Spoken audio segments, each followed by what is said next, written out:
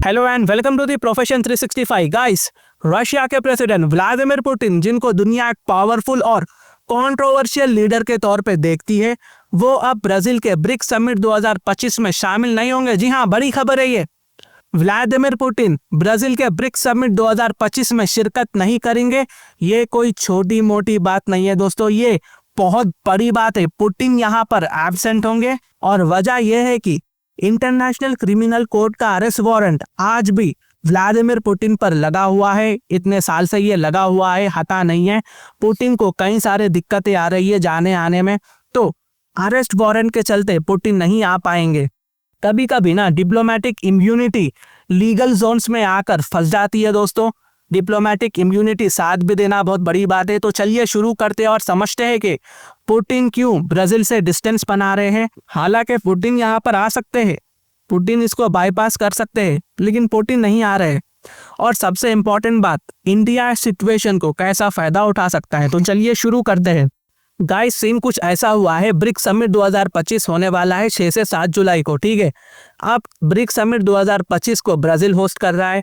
Putin को invite किया गया था, लेकिन अब क्रेमलिन ने कंफर्म कर दिया है कि व्लादिमीर पुतिन वो ट्रैवल नहीं करेंगे। इंस्टेड पुतिन आने के बजाय, फिजिकल अपीयरेंस रहने के बजाय, वो वीडियो लिंक से पार्टिसिपेट करेंगे। क्रेमलिन के एड यूरी उशाकोव ने कहा कि ये फैसला इंटरनेशनल क्रिमिनल कोर्ट यानी आईसीसी के डिमांड्स के चलते लिया गया है। पुतिन के सेफ्टी कंसर्न्स की वजह से ये फैसला लिया गया है। नाउ आईसीसी अरेस्ट वारंट हुआ है पुतिन पर, ठीक है। अब आईसीसी का क्या चक्कर है वो बोलता हूँ।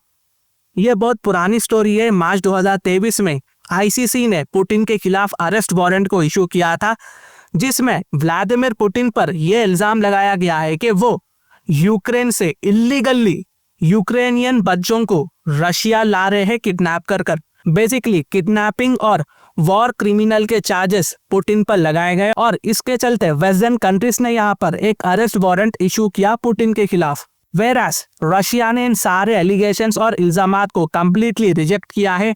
मॉस्को ने आईसीसी ट्रीटी पे साइन नहीं किया और क्रेमलिन ने वारंट को नल एंड वॉइड कर दिया। और दोस्तों, व्लादिमीर पुतिन खुद कहते हैं कि वो यूक्रेन और रशिया के बीच में ऑपरेशन में है, ठीक है। वो वॉर नहीं कहते, ऑपरेशन कहते हैं। तो यूक्रेनियन बच्चों को यहाँ पर नुकसान ना हो, उनकी जान ना जाए, उनकी सेफ्टी की वजह से वो यूक्रेन के बच्चों को उठाकर रशिया ला रहे हैं, ये पुतिन का कहना है, ठीक है। लेकिन दिक्कत यह है कि ब्राजील आईसीसी का मेंबर है। अगर पुतिन वहां फिजिकली जाते हैं तो ब्राजील पर वेस्टर्न कंट्रीज प्रेशर डालकर उन्हें अरेस्ट कर सकते हैं। ये पुतिन की सेफ्टी कंसर्न की वजह से क्रेमलिन ने ये स्टेप उठाया है।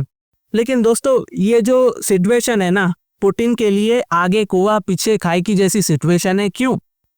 एक तरफ पुतिन की सेफ्टी है, ऑफ कोर्स पुतिन सेफ रहना जरूरी है, वो रशियन प्रेसिडेंट है।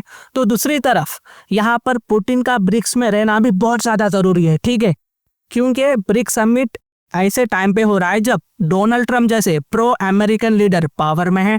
पुतिन हमेशा से ब्रिक्स को ना वेस्टर्न हेजीमनी का काउंटर पार्ट बताते हैं। अगर कोई वेस्टर्न हेजीमनी को तोड़ सकता है तो वो ब्रिक्स है। ये एक ऐसा अलायंस है जो डॉलर डोमिनेंस और वेस्ट के इन्फ्लुएंस के खिलाफ एक नया ब्लॉक बनेगा, ठीक है। पुतिन बहुत ज्यादा भरोसा करते हैं ब्रिक्स पे। हैरत करने वाली बात यह है कि जब ब्रिक्स समिट हो रहा है तो पुतिन, जो इस ब्लॉक का फाउंडिंग मेंबर है, वो खुद फिजिकली शामिल नहीं होते हैं। अब सवाल यह है कि अगर पुतिन नहीं आ रहे तो रशिया को रिप्रेजेंट कौन करेगा? देखिए, रशिया की तरफ से इस समिट में Russian foreign minister Sergei Lavrov physically present रहेंगे। पुतिन सिर्फ वीडियो कॉल पे बात करेंगे। वैसे ही शी जिनपिंग भी फिजिकली नहीं आएंगे। रिपोर्ट के मुताबिक उनकी जगह चाइना के प्रीमियर ली क्वांग समिट में जाएंगे।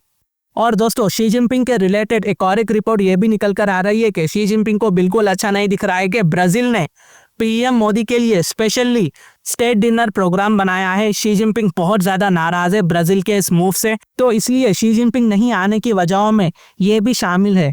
नो, अभी आपके दिमाग में ना क्वेश्चन आना चाहिए कि सर, पुतिन क्या अरेस्ट वारंट को बाईपास कर ब्राजील आ सकते हैं? तो देखिए जी, व्लादिमीर पुतिन ने मंगोलिया का विजिट किया था, जो आईसीसी का मेंबर था।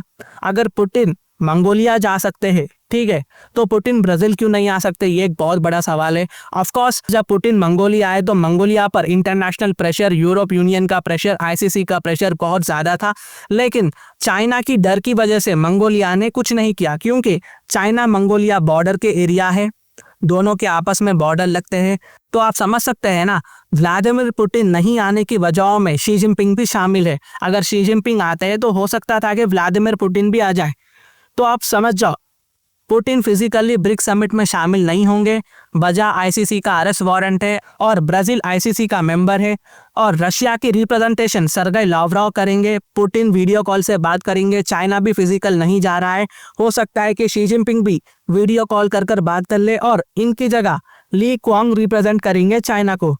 ब्रिक्स समिट तो हो रहा है लेकिन बड़े प्लेयर्स फिजिकली गायब हो चुके हैं, तो यहाँ पर वेस्टर्न कंट्रीज ये सब देकर हंसने वाली है। लेकिन दोस्तों, यहाँ पर ना इंडिया को कैसे फायदा होगा, ये एक बहुत बड़ा क्वेश्चन है। जब रशिया और चाइना जैसे दो बड़े प्लेयर्स फिजिकली समिट अटेंड नहीं करेंगे तो दुनिया की नज़र ऑटोमेटिकली इंडिया पर जाती है, ठीक है। India as a reliable, stable और न्यूट्रल पावर बनकर उभर रहा है, दोनों के बीच में बैलेंस बना रहा है। इंडिया फिजिकली भी प्रेजेंट है, मोदी जी की डिप्लोमेसी स्ट्रांग है, वेस्ट और ईस्ट दोनों के साथ हम बैलेंस कर रहे हैं। तो यहाँ पर इंडिया की जो लीडरशिप है ना, वो हाईलाइट हो जाएगी। इंडिया अपनी इकोनॉमिक विजन को अच्छी तरीके से दिखा सकता है, ग्लोबल साउथ की आवाज़ भी बन सकता है। तो दोस्तों, ये कुछ अपडेट्स थी जो मैंने आप तक लाया है। अगर मेरी वीडियो इन्फॉर्मेटिव दिखे तो इंटरनेशनल अफेयर्स के लिए आप मेरे चैनल को सब्सक्राइब कर सकते हैं। Thank you for watching, thank you for listening and I always say God bless you all.